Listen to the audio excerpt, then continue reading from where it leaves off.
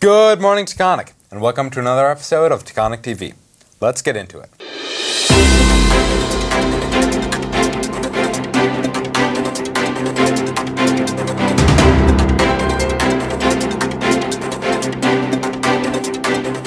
Today is Friday, June 10th, and we have a great show lined up for you today. First up is an interview with an employee of a Swedish furniture store. Then, we have Destin with your sports news. After that, we have Brody with a brief history of the Stonewall uprising. Then we have Brooke with a segment about the civil rights movement. And last but not least, we have Mr. Wocjik with the weather. But first, please stand for the Pledge of Allegiance. I pledge allegiance to the flag of the United States of America and to the republic for which it stands, one nation, under God, indivisible, with liberty and justice for all.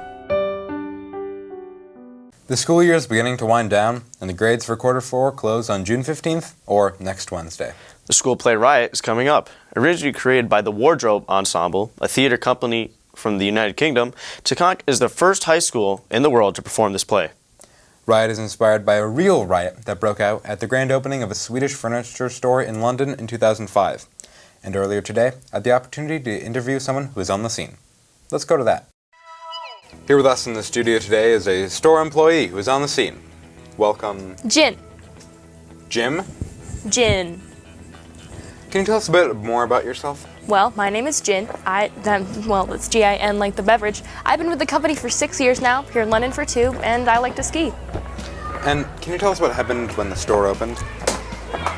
Have you taken a look outside?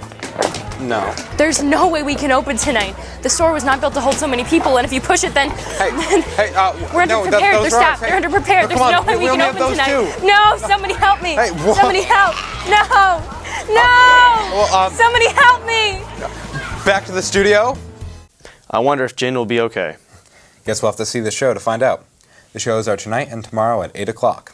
Tickets are $5 for students and $6 for adults, and can be purchased at the door. Now we have Destin with This Week's Sports.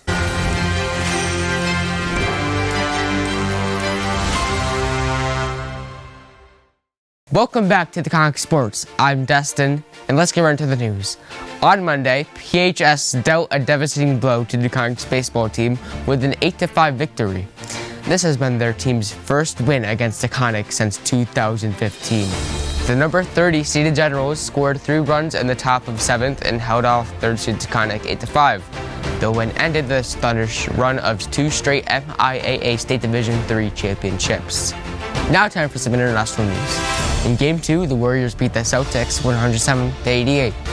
Evening the series at 1-1. The Warriors had a big third quarter, outscoring the Celtics 35-14 and building up an 87-64 lead.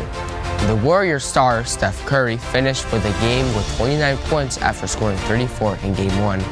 He had 14 points in the third quarter as they extended a 6-point lead to 87-64 on a 19-2 run in the final 4 minutes. He made consecutive threes 40 seconds apart, sealing the coffin. Back to you in the studio. Thanks, Destin. The winners of the Pittsfield Public Schools writing competition have been announced. Congratulations to Kylie Knish for winning first place and Michelle Foley for winning second place. And now we have Brody with a segment about the Stonewall uprising. Stonewall uprising, a revolution born from tragedy. Why call it an uprising? The way we describe historical events matters, and so do the words we choose. Stonewall certainly had violence, but it's important to understand the context of that violence. The Stonewall uprising was a spontaneous protest in response to chronic police harassment at a gay bar in New York City. Police would often kick people off the streets and try to free their authentic selves. Eventually, bargoers were sick and tired of their treatment and decided to stand for themselves. Why did it happen? Homophobic and anti-LGBTQ+ feelings and perspectives pushed queer people to the edges of society. Once there, they carved out a community for themselves to live authentically, but that was too radical, so the NYPD used their force to try to push queer people to the edge of the public eye, until those at Stonewall said enough is enough.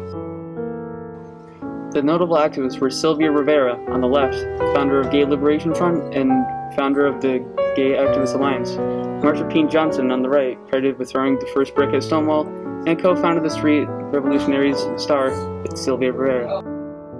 The lasting impacts were the movement of Stonewall Riots. Impact was fast. A few weeks after the event, new LGBT plus organizations and newspapers were founded.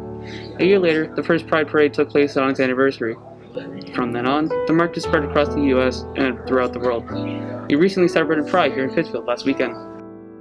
We wanted to take this moment to acknowledge all those who have lost due to prejudice towards the queer community and hopefully make Taconic a welcome place for everyone to be their most authentic selves. Thanks, Brody. Now we have Brooke with some history about the civil rights movement. Hi, I'm Brooke, and today I'm going to talk about a civil rights activist whom some people might not know about.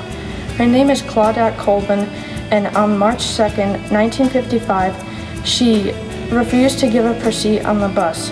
This happened 9 months before Rosa Parks did the same act.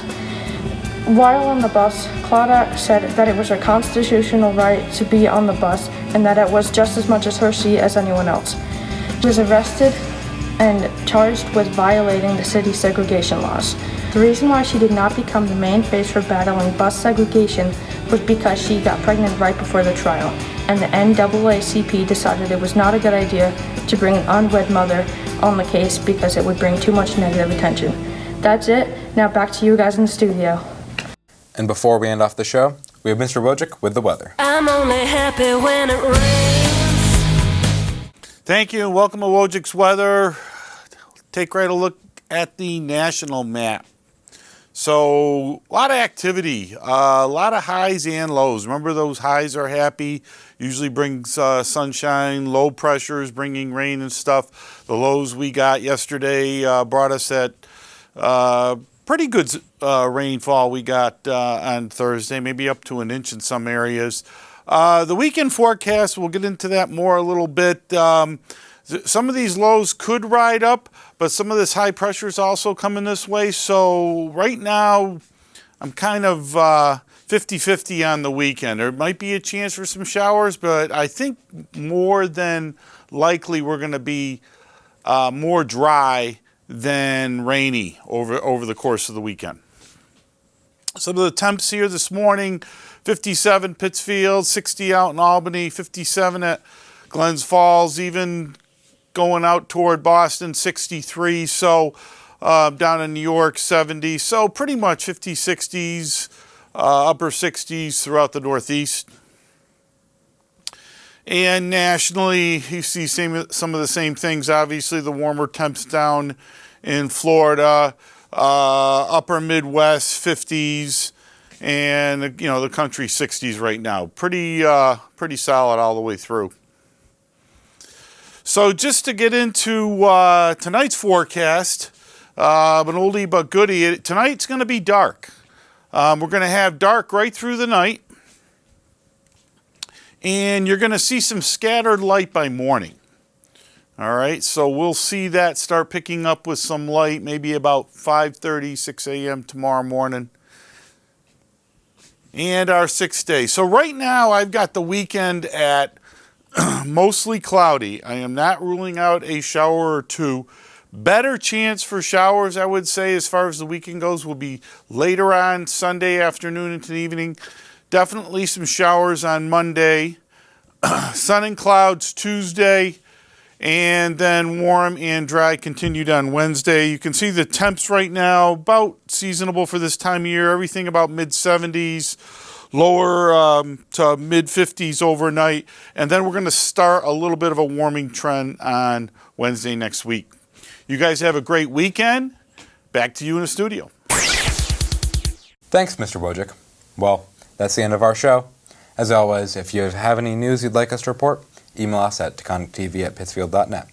Remember to take responsibility, have respect, and strive for excellence. Have a great day, Taconic.